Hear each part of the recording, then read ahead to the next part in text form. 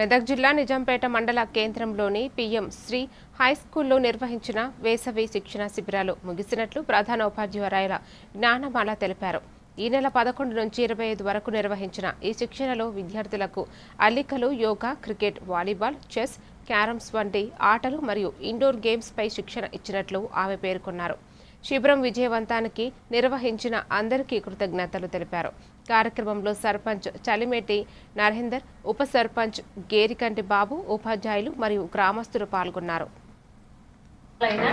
అన్నీ కూడా నైపుణ్యాలను విద్యార్థులకు అందించడం జరిగింది. మరి దానికి ప్రత్యేకంగా 4 ఉపాధ్యాయులను కూడా నియమించడం జరిగింది. విద్యార్థులకు బాబు గారు, తర్వాత వాళ్ళ పాలక మండలి, మన ఉపాధ్యాయులు, తర్వాత విలేకరులు, తల్లిదండ్రులు ఎంతో మంది కూడా మా పాఠశాలకు వచ్చారు. మా పాఠశాల పండగ వాతావరణం నెలకొన్నది.